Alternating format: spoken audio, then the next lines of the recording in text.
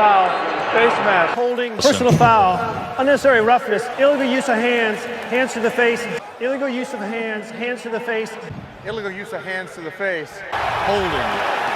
Offense. I was going to make an updated version of all the times the Detroit Lions have been cheated by the refs because, you know, we need a new one every year, but I decided to just make one solely with the Packers. Now, just a trigger warning for Lions fans, this video is probably going to be pretty infuriating. I was just getting frustrated and mad just finding the clips for this video. So if you're getting pissed off while watching this, make sure you just sit back, relax, take a deep breath, and think about this right here, and that the Lions swept the Packers this year and sent Aaron Rodgers into retirement. To start off, we're going to go back to December 3rd, 2015, where I guess we all know what happened. If you don't know what happened, then you're lucky you didn't have to go through that. But the interesting thing you'll notice when you're watching all these terrible calls or missed calls is that some of them, like this one, you could maybe see how the ref could miss it, but it's just a pure number of missed calls or bad calls where it makes you think there's no way this is not intentional. If you think about it or look around the league, no other team has come even close to the number of bad calls the Lions have had against them. And they're not just bad calls, they're game-altering calls against the Lions. So with the Lions' history of always being cheated with the refs, especially against the Packers, it makes you question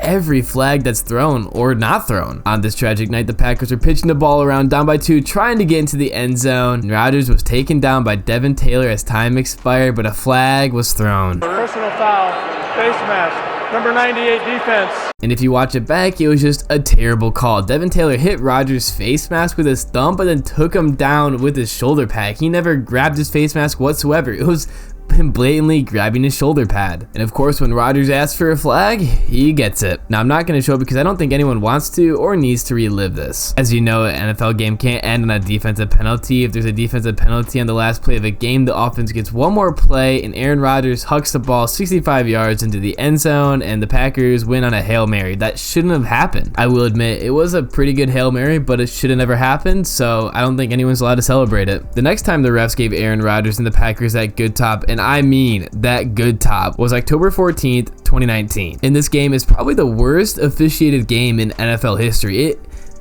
It baffles me every time I fucking watch this shit. To start off, it's 3rd and 5 for the Packers. They're at the edge of field goal range. Rodgers looks right, throws incomplete. They're either gonna have to kick a field goal or punt or go for it, right? Prior to the pass, holding, defense, number 21. And this is the holding they call on Tracy Walker. There's no holding whatsoever. Jimmy Graham trips and Tracy Walker falls over him, and the refs call holding because they need to give Aaron Rodgers a first down. This wasn't even anywhere near where the ball was thrown. They just got to continue Aaron Rodgers' drive. Coming out of halftime, Rodgers throws it over the middle on 1st and 10, and it's incomplete, forcing a 2nd and 10 until a flag is thrown. And you already know what it's gonna be. Unnecessary roughness, defense. And this is what they call the personal foul on. Tracy Walker's just trying to make an interception here. He's not able to, and then he shields himself from the wide receiver, and obviously they're gonna collide because the wide receiver is going right at him, and then they call a personal foul for that. I also have to note that at one point during this game, the Packers had 13 men on the field on defense, and there was no flag. Now, to the beginning of the 4th quarter, Stafford tosses it to Johnson on 3rd and 2 for the first down, but Johnson loses the football and it falls out of bounds. On the field, they rule it a catch and a fumble and a first down for the Lions, but the Packers challenged it and the call is overturned. I could honestly see this one going either way. He doesn't have it for a very long time, but he gets almost 3 steps in while having full control of the ball. But I show it because the refs sold for the Packers all game, and this is just another one how the Lions didn't get a single call. Later in the 4th quarter, it's 3rd and 10 for Aaron Rodgers and the Packers, and he gets sacked, but instantly a flag is thrown, and it looks like it might be for a late hit. Illegal use of hands, hands to the face, defense, number 90.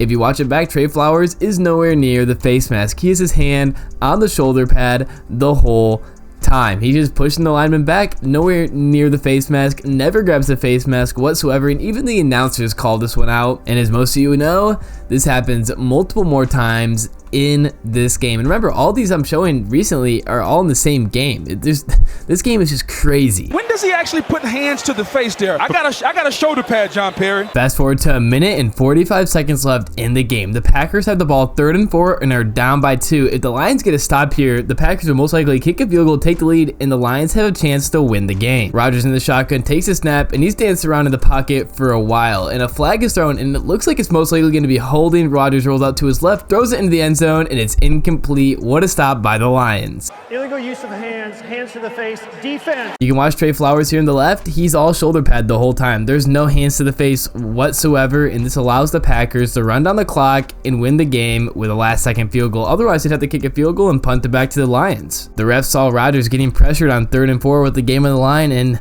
really needed to make sure that Rodgers won this game, so they tossed a flag and made sure that he got that first down so they could win this game. This wins the game for the Packers. Even the announcers knew what's up. You can see side by side, they're both on the shoulder pad, not touching the face mask whatsoever. It's crazy they got it wrong twice, which leads me to believe they didn't just get it wrong. It's just the refs throwing for the Packers. I feel like there's no way a ref gets this wrong twice. Trey Flowers argued it the first time. He made it very clear that he was just touching the shoulders. So if a player did that to me as a ref, I feel like I would maybe watch for that. I don't see how a ref could actually miss this 2 times in a row. There's been so many bad calls with the Lions, especially against the Packers. Is it all just a coincidence? I doubt it. Moving on to this year. Now this one's really interesting. I haven't seen this one talked about at all, but the Packers had at least 7 different times in the first game of the season against the Lions that the play clock went to 0 and they were not called with delay of game. I know the rules with the NFL play clock are a little weird with delay of game. The refs will usually give a quarterback like an extra half second for some reason. I honestly don't like it or understand it. I wish it was like the NBA shot clock. When it hits 0, it's an instant penalty. It's just the way it is in the NFL, I guess, but it's absolutely absurd that none of these were delay of game against the Packers. Like, there was 7 of them and some of them were really late, and you'll see for yourself. It's crazy how they had 0 delay games. This happened 7 times throughout the game. Now 4 of the times they got the snap off about 0.4 seconds after the play clock hit 0, so I kind of understand those, but 2 of the times it was a full second before they got the snap off, and 1 of the times it was 0.5 seconds before they called a timeout. It just baffles me that none of these were delayed games against the Packers. I know some teams might get an extra half second to snap the ball, but 7 times in 1 game with 2 times being a full second after, that's just so Packers. Next up, we got the second game against the Packers this season. Halfway through the 4th quarter, most people know this play. Jaron Reed levels DeAndre Swift, clotheslining him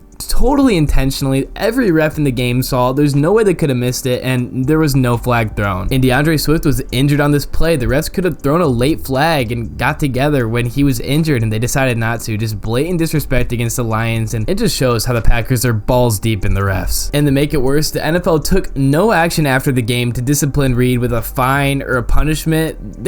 They just are telling us that they don't really care at all about the Lions. They just care about the Packers, and they don't honestly care about safety whatsoever. Sorry, I went a little bit Karen mode there, but that shit pisses me off. Now, while DeAndre Swift was down, Quay Walker pushed a Lions trainer, and obviously the refs had to flag this because they couldn't make it too obvious they were selling for the Packers. But the fun part about this is that Quay Walker was only fined $13,000 for this. Just 13. And this was the second offense for Quay Walker, as earlier in the season he pushed a non-dressed Bills player and was ejected from that game as well. And for his second offense of pushing a non-player, he was fined only $13,000, while Jamal Williams was fined $18,000 for doing his non-inappropriate dance that he's been doing his whole career. Jamal Williams was fined earlier this season when he did this dance after scoring against the Vikings, and then he was fined $18,000 doing this dance at Lambeau Field, and he's been doing this dance his whole career, and it's never been a problem up until now. And he played for the Packers and was never fined for it. Quay Walker pushes a non-dressed player, no fine. Quay Walker pushes a Lions trainer, smaller fine than Jamal Williams. It's unbelievable. Also, watch Devontae Wyatt, number 95,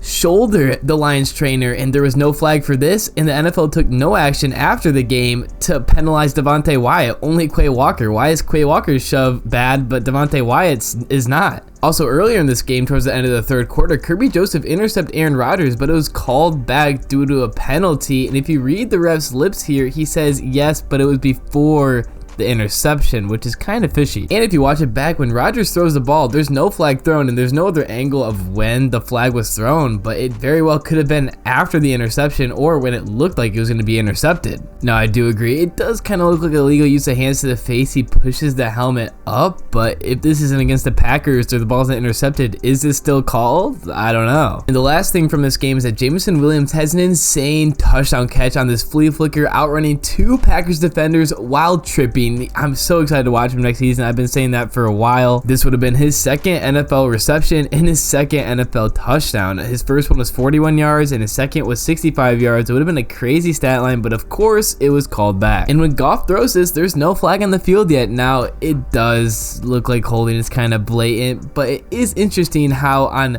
2 of the Lions' 5 flags, they had a called back interception and a called back 65-yard touchdown. You can't say it's a coincidence, especially when you're a Lions fan, and I wouldn't put it past the refs. We saw how the refs treated the Lions at the end of this game. They were extremely unfair, so I wouldn't put it past them. If only the refs could be like me in my videos, unbiased and never sharing my opinion and being fair.